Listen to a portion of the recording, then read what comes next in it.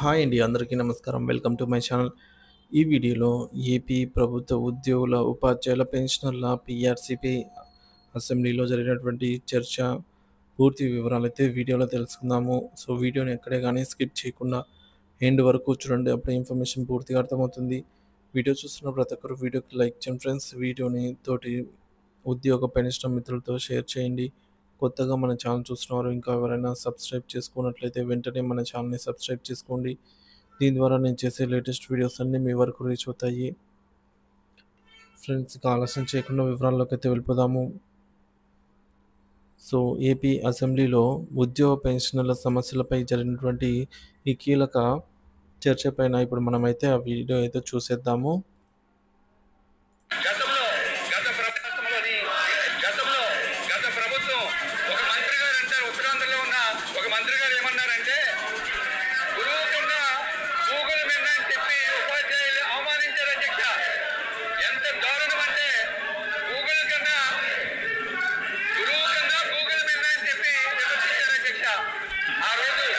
ప్రతిపక్ష నాయకుడు ప్రస్తుత ముఖ్యమంత్రి గౌరవ చంద్రబాబు నాయుడు గారు ఏమన్నారంటే, ఓ పిచ్చోడా, ఆ గూగుల్లో కంటెంట్ పెట్టే వ్యక్తి కూడా గురువే, ఆ విషయం మీరు తెలుసుకోవాలి అన్నారు అధ్యక్ష.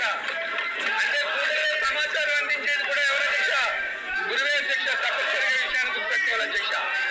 గత ప్రభుత్వం ఉపాధ్యాయులు ఎంత దారుణంగా అవమానించిందంటే, పిఆర్సీలో తీవ్రమైన అన్యాయం జరిగిందని చెప్పి విజయవాడలో చలో ధర్నాకు వెళ్తే వారిపై కేసులు పెట్టింది, వారిపై ఫైన్ ఓవర్ కేసులు పెట్టింది అధ్యక్ష.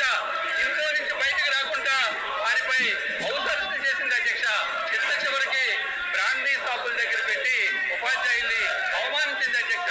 అందుకే దాని ఫలితమే 2024 ఎన్నికల్లో వాస్తు బ్యాలెట్లో ఉపాధ్యాయ మిత్రులందరూ దాని ఫలితాన్ని చూపించారు అధ్యక్ష. చిట్ట చివరికి ఉపాధ్యాయులు ఎంత వెక్స్ అయిపోయారంటే, బీఆర్ఎస్ తీసుకొని రిటైర్ అయిపోదాం అనుకున్నాం, కానీ గత ప్రభుత్వం బీఆర్ఎస్ తీసుకుంటే తనకు రావాల్సిన పింఛను కానీ, తనకు రావాల్సిన గ్రాట్యుటీ కానీ, చిట్ట చివరికి ఆర్థిక సదుపాయాలు కూడా లభించని చెప్పి మానసికంగా భయపడి ఈ ఉపాధ్యాయులు కూడా బీఆర్ఎస్ తీసుకోవడానికి ఒప్పుకోలేదు అధ్యక్ష.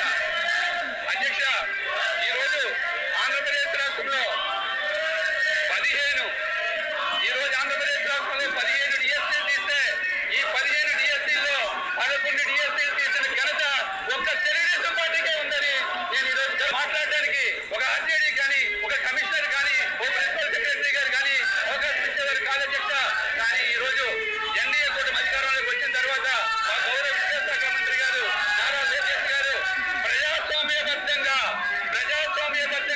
ప్రతి శుక్రవారం కూడా ఉపాధ్యాయ సంఘాలు వెళ్ళి కలిసి వారి సమస్యల్ని చెప్పుకోవడానికి, తద్వారా ఉపాధ్యాయుల యొక్క యూనియన్ యొక్క సమస్యలు లెక్కలోకి తీసుకొని పాలసీలు రూపొందించడానికి మా అవకాశం కల్పించారంటే ఈ ప్రభుత్వం ఉపాధ్యాయ